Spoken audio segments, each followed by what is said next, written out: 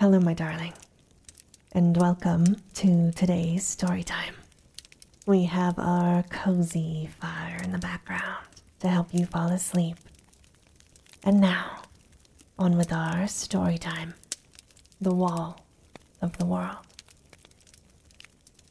By the time his mother began leaving the cave on hunting expeditions, the cub had learned well the law that forbade his approaching the entrance. Not only had this law been forcibly and many times impressed on him by his mother's nose and paw, but in him the instinct of fear was developing. Never, in his brief cave life, had he encountered anything of which to be afraid. Yet, fear was in him. It had come down to him from a remote ancestry through 1,000 lives. It was a heritage he had received directly from One-Eye and the she-wolf, but to them, in turn, it had been passed down through all the generations of wolves that had gone before. Fear, that legacy of the wild which no animal may escape nor exchange for pottage. So the gray cub knew fear, though he knew not the stuff of which fear was made.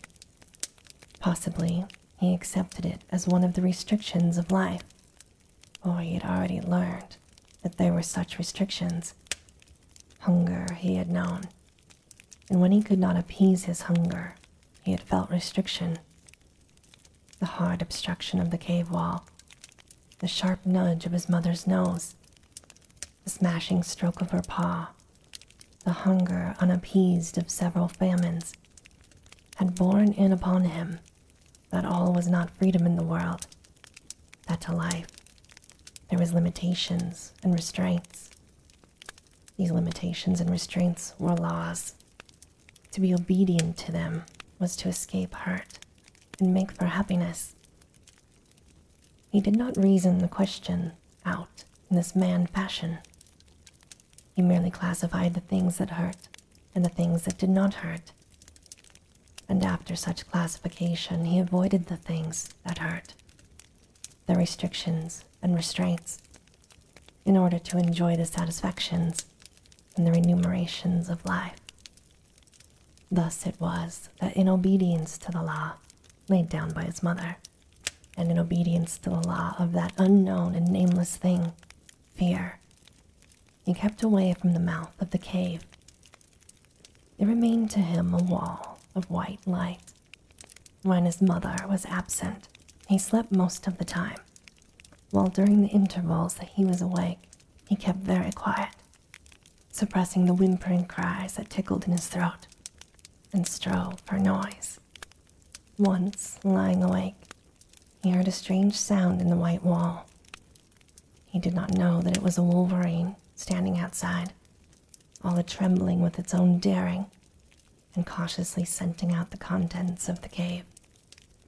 The cub knew only that the sniff was strange, somewhat unclassified, therefore unknown and terrible, for the unknown was one of the chief elements that went into the making of fear. The hair bristled upon the gray cub's back, but it bristled silently. How was he to know that this thing that sniffed was a thing at which to bristle? It was not born of any knowledge of his, yet it was the visible expression of the fear that was in him, and for which in his own life there was no accounting. But fear was accompanied by another instinct, that of concealment. The cub was in a frenzy of terror, yet he lay without movement or sound, frozen, petrified into immobility, to all appearances dead. His mother, coming home, growled as she smelt the wolverine's track, and bounded into the cave, and licked and nuzzled him with aggressive affection, and the cub felt that somehow he had escaped a great hurt. But there were other forces at work in the cub, the greatest of which was growth. Instinct and law demanded of him obedience, but growth demanded disobedience. His mother in fear compelled him to keep away from the white wall. Growth in his life, and life is forever destined to make for light. So there was no damming up the tide of life that was rising within him, rising with every mouthful of meat he swallowed, with every breath he drew.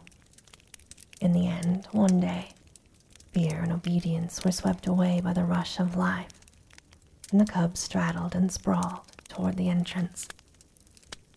Unlike any other wall with which he had had experience, this wall seemed to recede from him as he approached. No hard surface collided with the tender little nose he thrust out tentatively before him. The substance of the wall seemed as permeable and yielding as light, and as condition in his eyes had the seeming of form.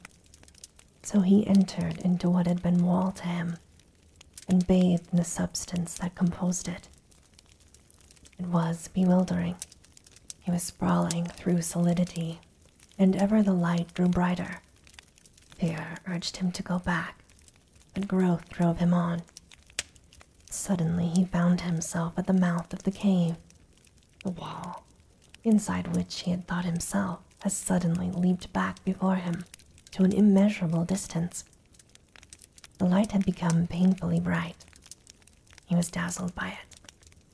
Likewise, he was made dizzy by this abrupt and tremendous extension of space. Automatically, his eyes were adjusting themselves to the brightness, focusing themselves to meet the increased distance of objects. At first, the wall had leaped beyond his vision. He now saw it again, but it had taken upon itself a remarkable remoteness. Also, its appearance had changed. It was now a variegated wall, composed of the trees that fringed the stream, the opposing mountain that towered above the trees, and the sky that out-towered the mountain. A great fear came upon him. This was more of the terrible unknown. He crouched down on the lip of the cave and gazed out on the world. He was very much afraid. Because it was unknown, it was hostile to him. Therefore, the hair stood up on end along his back, and his lips wrinkled weakly in an attempt at a ferocious and intimidating snarl. Out of his puniness and fright, he challenged and menaced the entire world. Nothing happened. He continued to gaze, and in his interest he forgot to snarl. Also, he forgot to be afraid. For the time, fear had been routed by growth, while growth had assumed the guise of curiosity. He began to notice near objects, an open portion of the stream that flashed in the sun, the blasted pine tree that stood at the base of the slope, and the slope itself that ran right up to him and ceased 2 feet beneath the lip of the cave in which he crouched. Now the gray cub had lived all his days on a level floor. He had never experienced the hurt of a fall. He did not know what a fall was. So he stepped boldly out upon the air. His hind legs still rested on the cave lip, so he fell forward, head downward. The earth struck him a harsh blow on the nose that made him yelp. Then he began rolling down the slope, over and over. He was in a panic of terror. The unknown had caught up to him at last. It had gripped savagely hold of him and was about to wreak upon him some terrific hurt. Growth was now routed by fear, and he keyed like any frightened puppy. The unknown bore him on he knew not to what frightful hurt, and he yelped and keyed unceasingly. This was a different proposition from crouching in frozen fear, while the unknown lurked just outside. Now, the unknown had caught tight hold of him. Silence would do no good. Besides, it was not fear, but terror that convulsed him. But the slope grew more gradual, and its base was grass-covered. Here the cub lost momentum. When at last he came to a stop, he gave one last, agonized yell, and then a long, whimpering wail. Also, and quite as a matter of course, as though in his life he had already made 1,000 toilets, he proceeded to lick away the dry clay that soiled him. After that, he sat up and gazed about him, as might the first man on the earth who landed upon Mars. The cub had broken through the wall of the world. The unknown had let go its hold of him, and here he was without hurt.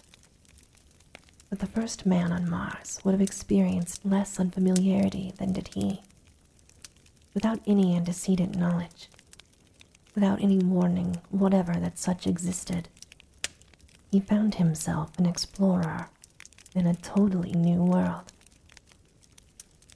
Now that the terrible unknown had let go of him, he forgot that the unknown had any terrors. He was aware only of curiosity in all the things about him. He inspected the grass beneath him, the mossberry plant just beyond, and the dead trunk of the blasted pine that stood on the edge of an open space among the trees. A squirrel, running around the base of the trunk, came full upon him and gave him a great fright. He cowered down and snarled, but the squirrel was as badly scared. It ran up the tree and from a point of safety chattered back savagely. This helped the cub's courage, and though the woodpecker he next encountered gave him a start, he proceeded confidently on his way. Such was his confidence that when a moose bird impudently hopped upon him, he reached out at it with a playful paw. The result was a sharp peck on the end of his nose that made him cower down and kee-yee. The noise he made was too much for the moose bird, who sought safety in flight. But the cub was learning. His misty little mind had already made an unconscious classification. There were live things and things not alive. Also, he must watch out for the live things. The things not alive remained always in one place, but the live things moved about, and there was no telling what they might do. The thing to expect of them was the unexpected, and for this he must be prepared. He traveled very clumsily. He ran into sticks and things. A twig that he thought a long way off would the next instant hit him on the nose or rake along his ribs. There were inequalities of surface. Sometimes he overstepped and stubbed his nose. Quite as often he understepped and stubbed his feet. Then there were the pebbles and stones that turned under him when he trod upon them.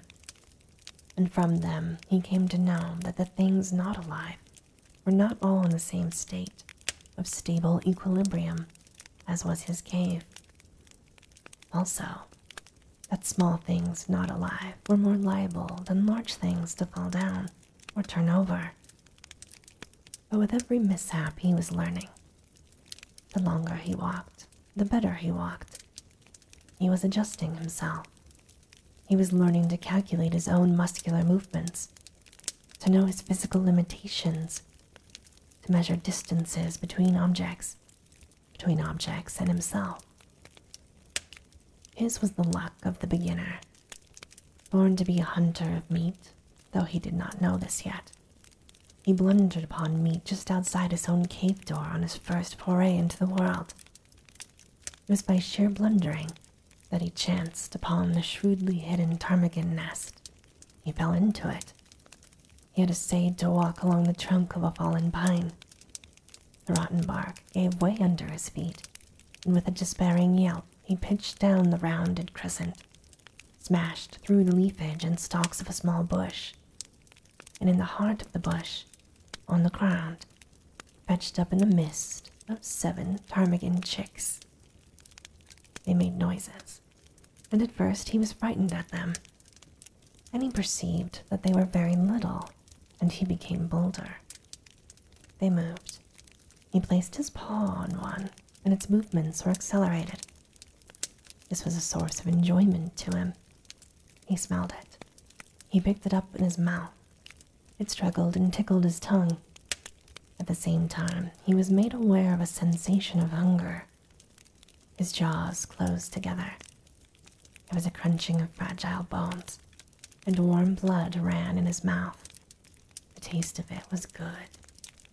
This was meat, the same as his mother gave him, only it was alive between his teeth and therefore better. So he ate the ptarmigan, nor did he stop till he had devoured the entire brood. Then he licked his chops in quite the same way his mother did, and began to crawl out of the bush. He encountered a feathered whirlwind. He was confused and blinded by the rush of it and the beat of angry wings. He hid his head between his paws and yelped. The blows increased. The mother ptarmigan was in a fury. Then he became angry. He rose up, snarling, striking out with his paws. He sank his tiny teeth into one of the wings and pulled and tugged sturdily. The ptarmigan struggled against him, showering blows upon him with her free wing. It was his first battle. He was elated. He forgot all about the unknown. He no longer was afraid of anything. He was fighting, tearing at a live thing that was striking at him. Also, this live thing was meat. The lust to kill was on him. He had just destroyed little live things, and now would destroy a big live thing. He was too busy and happy to know that he was happy. He was thrilling and exulting in ways new to him, and greater to him than anything he had known before. He held on to the wing and growled between his tight clenched teeth. The ptarmigan dragged him out of the bush. When she turned and tried to drag him back into the bush's shelter, he pulled her away from it and on into the open. And all the time she was making outcry and striking with her free wing. Feathers were flying like a snowfall. The pitch to which he was aroused was tremendous. All the fighting blood of his breed was up to him and surging through him. This was living, though he did not know it. He was realizing his own meaning in the world. He was doing that for which he was made, killing meat, battling to kill it. He was justifying his existence, than which life can do no greater, for life achieves its summit when it does to the uttermost that which it was equipped to do. After a time, the ptarmigan ceased her struggling. He still held her by the wing, and they lay on the ground and looked at each other. He tried to growl threateningly, ferociously. She pecked on his nose, which by now, would have previous adventures, was sore. He winced, but held on. She pecked him again and again. From wincing, he went to whimpering. He tried to back away from her, oblivious to the fact that by his hold on her, he dragged her after him. A rain of pecks fell on his ill-used nose. The flood of fight ebbed down in him, and, releasing his prey, he turned tail and scampered on across the open, in inglorious retreat. He lay down to rest on the other side of the open, near the edge of the bushes, his tongue lolling out, his chest heaving and panting, his nose still hurting him, and causing him to continue his whimper. But as he lay there, suddenly there came to him a feeling as of something terrible impending. The unknown with all its terrors rushed upon him, and he shrank back instinctively into the shelter of the bush. As he did so, a draught of air fanned him, and a large winged body swept ominously, silently past. A hawk, driving down out of the blue, barely missed him. While he lay in the bush, recovering from his fright and peering fearfully out, the mother ptarmigan on the other side of the open space fluttered out of the ravaged nest. It was because of her loss that she paid no attention to the winged bolt of the sky, but the cub saw, and it was a warning and a lesson to him. The swift downward swoop of the hawk, the short skim of its body just above the ground, the strike of its talons in the body of the ptarmigan. The ptarmigan's squawk of agony and fright. The hawk's rush upward into the blue, carrying the ptarmigan away with it. It was a long time before the cub left its shelter. He had learned much. Live things were meat. They were good to eat. Also, live things, when they were large enough, could give hurt. It was better to eat small live things like ptarmigan chicks than to let alone large live things like ptarmigan hens. Nevertheless, he felt a little prick of ambition, a sneaking desire to have another battle with that ptarmigan hen. Only, the hawk had carried her away. Maybe there were other ptarmigan hens. He would go and see. He came down a shelving bank to the stream. He had never seen water before. The footing looked good. There were no inequalities of surface.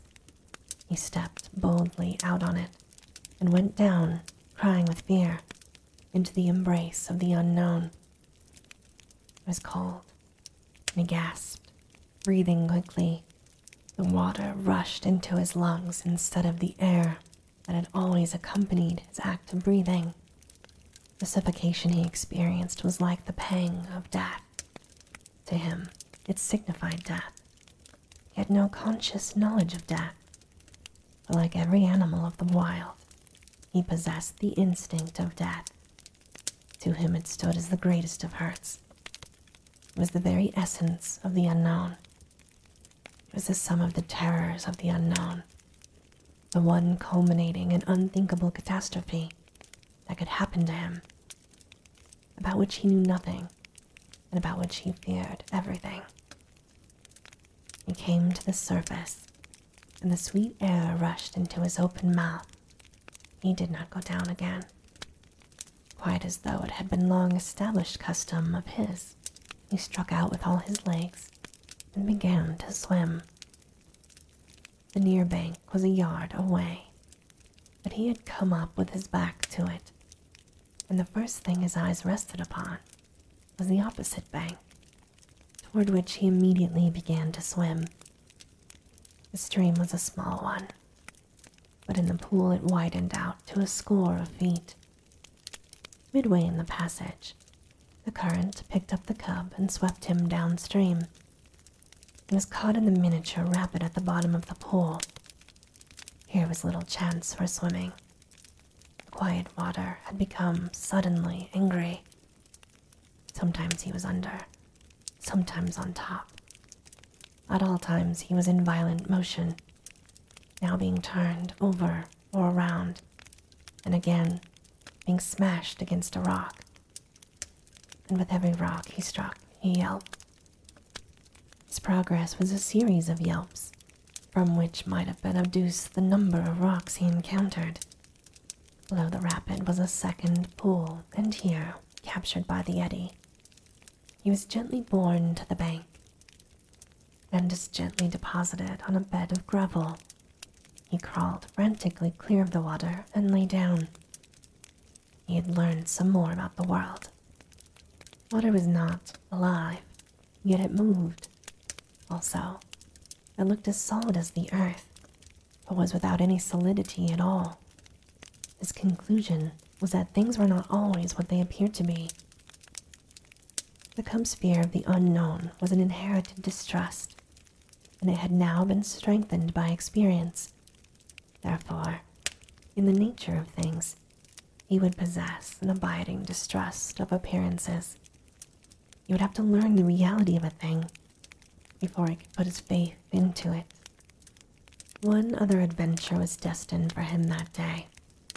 He had recollected that there was such a thing in this world as his mother, and then there came to him a feeling that he wanted her more than all the rest of the things in the world. Not only was his body tired with his adventures it had undergone, but his little brain was equally tired. In all the days he had lived, it had not worked so hard as on this one day. Furthermore, he was sleepy. So he started out to look for the cave and his mother, feeling at the same time an overwhelming rush of loneliness and helplessness. He was sprawling along between some bushes when he heard a sharp, intimidating cry. There was a flash of yellow before his eyes. He saw a weasel leaping swiftly away from him. It was a small, live thing, and he had no fear. But then, before him, at his feet, he saw an extremely small live thing, only several inches long. A young weasel that, like himself, had disobediently gone out adventuring. He tried to retreat before him. He turned it over with his paw. It made a strange, grating noise. The next moment, the flash of yellow reappeared before his eyes. He heard again the intimidating cry, and at the same instant received a sharp blow on the side of the neck. Felt the sharp teeth of the mother weasel cut into his flesh. While he yelped and ki-yied and scrambled backward, he saw the mother weasel leap upon her young one and disappear with it into the neighboring thicket. The cut of her teeth in his neck still hurt, but his feelings were hurt more grievously, and he sat down and weakly whimpered. This mother weasel was so small and so savage. He was yet to learn that for size and weight, the weasel was the most ferocious, vindictive, and terrible of all the killers of the wild. But a portion of this knowledge was quickly to be his. He was still whimpering when the mother weasel reappeared. She did not rush him, now that her young one was safe. She approached more cautiously, and the cub had full opportunity to observe her lean, snake-like body, and her head erect, eager, and snake-like itself. Her sharp, menacing cry sent the hair bristling along his back, and he snarled warningly at her. She came closer and closer. There was a leap, swifter than his unpracticed sight, and the lean, yellow body disappeared for a moment out of the field of his vision. The next moment, she was at his throat, her teeth buried in his hair and flesh. At first he snarled and tried to fight, but he was very young, and this was only his first day in the world, and his snarl became a whimper, his fight a struggle to escape. The weasel never relaxed her hold. She hung on, striving to press down with her teeth to the great vein where his lifeblood bubbled. The weasel was a drinker of blood, and it was ever her preference to drink from the throat of life itself. The gray cub would have died, and there would have been no story to write about him had not the she-wolf come bounding through the bushes. The weasel let go of the cub and flashed at the she-wolf's throat, missing, but getting a hold on the jaw instead. The she-wolf flirted her head like a snap of a whip, breaking the weasel's hold and flinging it high into the air. And still in the air, the she-wolf's jaws closed on the lean yellow body, and the weasel knew death between the crunching teeth. The cub experienced another access of affection on the part of his mother. Her joy at finding him seemed even greater than his joy at being found. She nuzzled him and caressed him, and licked the cuts made in him by the weasel's teeth. Then, between them, mother and cub, they ate the blood drinker, and after that, went back to their cave and slept. And this, my darling, ends our story time for today. As always, I hope that you have very sweet and creepy dreams.